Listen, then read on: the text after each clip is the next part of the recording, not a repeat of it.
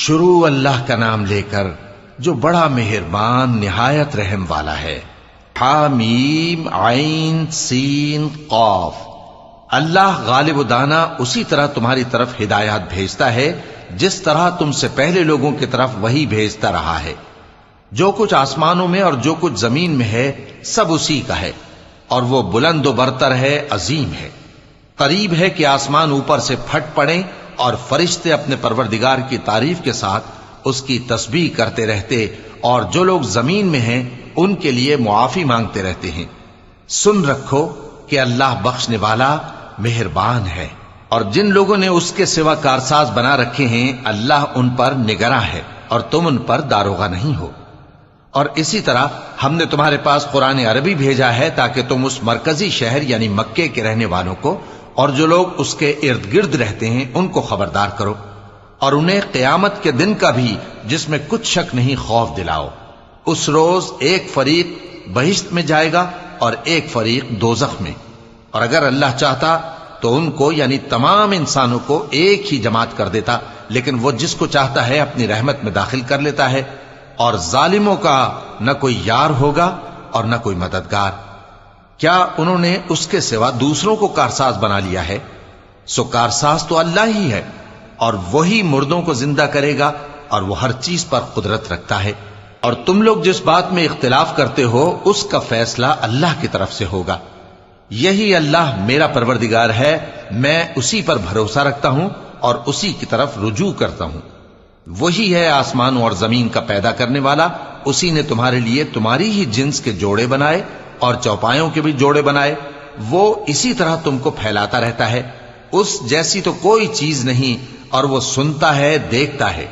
آسمانوں اور زمین کی کنجیاں اسی کے پاس ہیں، وہ جس کے لیے چاہتا ہے رزق فراخ کر دیتا ہے اور جس کے لیے چاہتا ہے تنگ کر دیتا ہے۔ بے شک وہ ہر چیز سے واقف ہے۔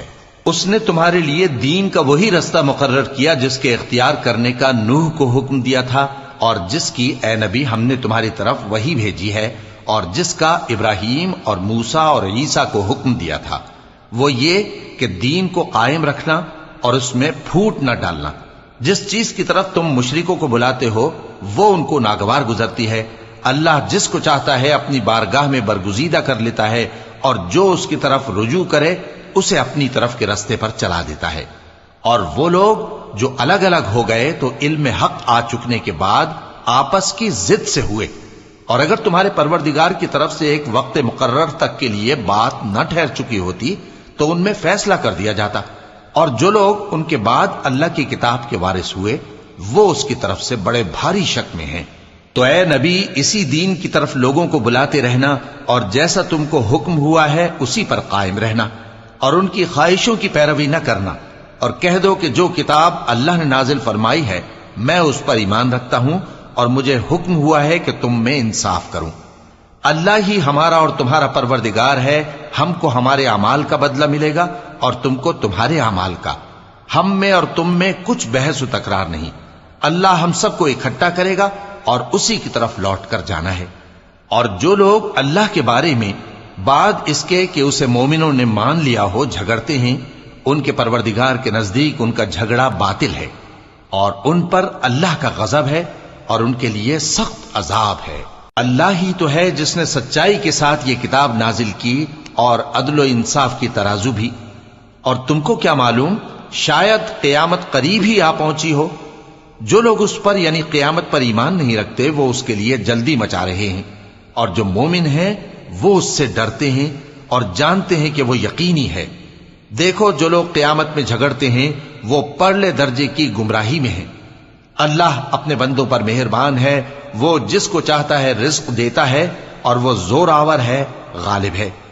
جو شخص آخرت کی کھیتی کا طالب ہو اس کے لیے ہم اس کی کھیتی میں اضافہ کریں گے، اور جو دنیا کی کھیتی کا طلبگار ہو اس کو ہم اسی میں سے کچھ دیں گے، اور اس کا آخرت میں کچھ حصہ نہ ہوگا۔ کیا ان کے ایسے شریک ہیں جنہوں نے ان کے لیے ایسا دین مقرر کیا ہے جس کا اللہ نے حکم نہیں دیا؟ اور اگر فیصلے کے دن کا وعدہ نہ ہوتا تو ان میں فیصلہ کر دیا جاتا، اور جو ظالم ہیں ان کے لیے درد دینے والا عذاب ہے۔ تم دیکھو گے کہ ظالم اپنے اعمال کے وبال سے ڈر رہے ہوں گے اور وہ ان پر پڑھ کر رہے گا۔ اور جو لوگ ایمان لائے اور نیک عمل کرتے رہے وہ بہشت کے باغوں میں ہوں گے، وہ جو کچھ چاہیں گے ان کے پروردگار کے پاس موجود ہوگا۔ یہی بڑا فضل ہے، یہی وہ انعام ہے جس کی اللہ اپنے ان بندوں کو جو ایمان لاتے اور عمل نیک کرتے ہیں بشارت دیتا ہے۔ کہہ دو کہ میں اس کا تم سے کچھ صلہ نہیں مانگتا مگر تم کو قرابت کی محبت کا لحاظ تو چاہیے، اور جو کوئی نیکی کرے گا ہم اس کے لیے اس میں ثواب بڑھائیں گے، بے شک اللہ بخشنے والا ہے، قدردان ہے۔ کیا یہ لوگ یہ کہتے ہیں کہ پیغمبر نے اللہ پر جھوٹ باندھ لیا ہے؟ اگر اللہ چاہے تو اے نبی تمہارے دل پر مہر لگا دے، اور اللہ جھوٹ کو نابود کرتا ہے اور اپنی باتوں سے حق کو ثابت کرتا ہے، بے شک وہ دلوں کی باتوں تک سے واقف ہے، اور وہی تو ہے جو اپنے بندوں کی توبہ قبول کرتا ہے اور ان کے قصور معاف فرماتا ہے، اور جو کچھ تم کرتے ہو وہ جانتا ہے۔ اور جو لوگ ایمان لائے اور عمل نیک کرتے رہے ان کی دعا قبول فرماتا اور ان کو اپنے فضل سے مزید عطا کرتا ہے، اور جو کافر ہیں ان کے لیے سخت عذاب ہے۔ اور اگر اللہ اپنے سب بندوں کے لیے رزق میں فراخی کر دیتا تو وہ زمین میں فساد کرنے لگتے، لیکن وہ جس قدر چاہتا ہے اندازے کے ساتھ نازل کرتا ہے، بے شک وہ اپنے بندوں کو جانتا ہے، دیکھتا ہے۔ اور وہی تو ہے جو لوگوں کی نا امید ہو جانے کے بعد میں برساتا اور اپنی رحمت یعنی بارش کی برکت کو پھیلا دیتا ہے، اور وہ کارساز ہے، لائق حمد و ثنا ہے۔ اور اسی کی نشانیوں میں سے ہے آسمانوں اور زمین کا پیدا کرنا اور ان جانوروں کا جو اس نے ان میں پھیلا رکھے ہیں، اور وہ جب چاہے ان کے جمع کر لینے پر قادر بھی ہے۔ اور جو مصیبت تم پر واقع ہوتی ہے سو تمہارے اپنے کرتوتوں سے، اور وہ بہت سے گناہ تو معاف کر دیتا ہے۔ اور تم زمین میں اللہ کو عاجز نہیں کر سکتے، اور اللہ کے سوا نہ تمہارا کوئی دوست ہے اور نہ مددگار۔ اور اسی کی نشانیوں میں سے سمندر میں چلنے والے جہاز ہیں پہاڑوں جیسے، اگر اللہ چاہے تو ہوا کو ٹھہرا دے کہ جہاز اس کی سطح پر کھڑے رہ جائیں۔ ہر صبر اور شکر کرنے والے کے لیے ان باتوں میں قدرت کے نمونے ہیں۔ یا ان کے اعمال کے سبب ان کو تباہ کر دے اور بہت سوں کو معاف بھی کر دے، اور سزا اس لیے دی جائے کہ جو لوگ ہماری آیتوں میں جھگڑتے ہیں وہ جان لیں کہ ان کے لیے کوئی جائے فرار نہیں۔